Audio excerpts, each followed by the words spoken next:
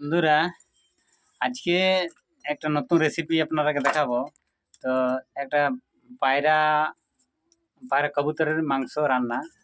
তো দেখুন আপনারা, আসলে হচ্ছে আজকে খুব একটু ঠান্ডা ঠান্ডা ভাব, তো একটা কবুতর ছিল, সেটা মাংস করে রান্না করা হচ্ছে। তো দেখুন আপনারা,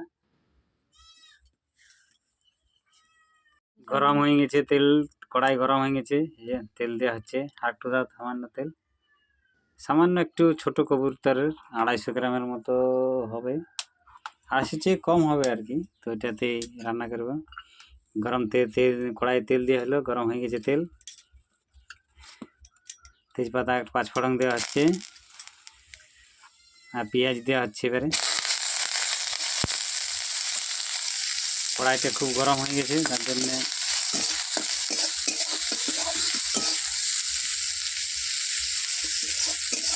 কম তেলে রান্না। বেশি তেল খেলে শরীরের চর্বি জমে যাবে, তার জন্য কম তেলে রান্না করা হচ্ছে। একটু লবণ দিয়ে দিব। এবারে লবণ দিয়ে দিলে পেঁয়াজটা তাড়াতাড়ি গলে যাবে। সামান্য পরিমাণে লবণ, সামান্য পরিমাণ লবণ দেওয়া হলো, পরে আবার স্বাদ মতো দেখে লবণ দেওয়া হবে। পেঁয়াজটা মোটামুটি ভাজা যাচ্ছে। এটা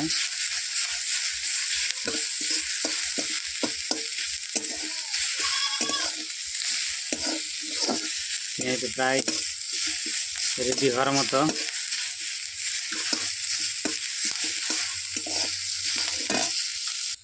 এই মশলাটা দিয়ে দিচ্ছি, সব রকমের মশলা মিক্স করে দেওয়া হচ্ছে। গ্রেভিটা হবে এটাতে হলুদ গুঁড়া, লঙ্কা গুঁড়ো, হলুদ গুঁড়ো আছে, জিরে গুঁড়ো, ধনে গুঁড়ো, এগুলো মিক্স করে এই যে পেঁয়াজটা দিয়ে ভাজা হচ্ছে, গ্রেভিটা বানানো হচ্ছে। জল দাও, একটু জল সামান্য।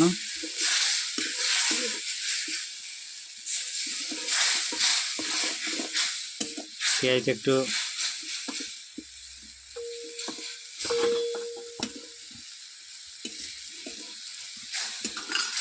জলটা ফুটুক, একটু জলটা কমলে মাংসটা দিয়ে দেবো।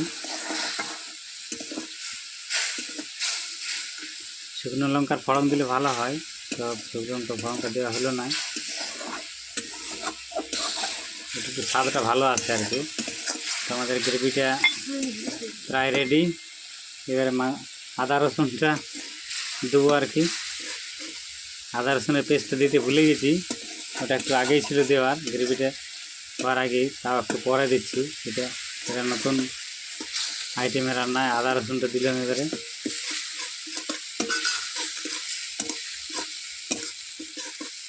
মাংসটা দিয়ে দেবো, তেল ছাড়ছে, যে মশলাটা থেকে তেল ছাড়ছে, এর মাংসটা দিয়ে দেবো। মাংসটা দিয়ে দিলাম। এবার ভালো করে আধা ঘন্টা কষবো।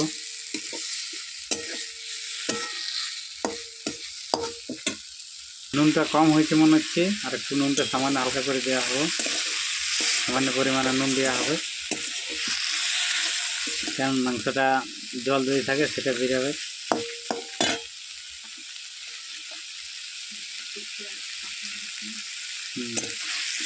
তারপরে এবারে টেস্ট করব, তখন দেখে নেবো, যদি কম হয় তো একটু দিয়ে দেবো আর কি।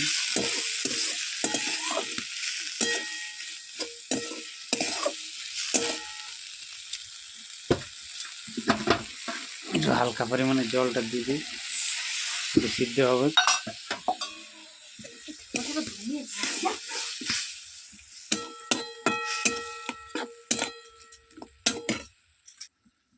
একটু জলটা দিয়েছি, জলটা দিয়ে এবার ঢাক দেবো সিদ্ধ হওয়ার জন্যে। ঢাক দিয়ে হয়ে গেল। এবার 10 মিনিট পরে আপনারা দেখাচ্ছি।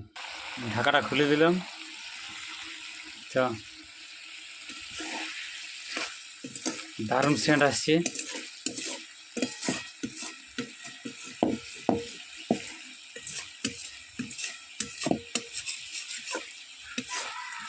বাহ, আর একটু সেদ্ধ হতে দেবো নাকি?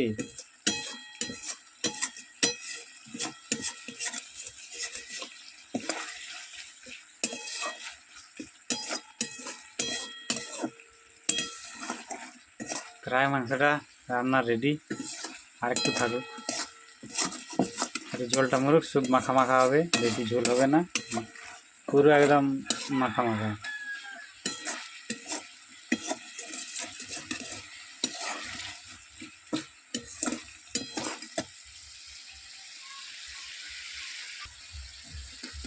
মাংস রান্না আমাদের প্রায় রেডি, না রেডি হয়ে গেছে, এবার নামিয়ে দেবো, একটু মাখা মাখা।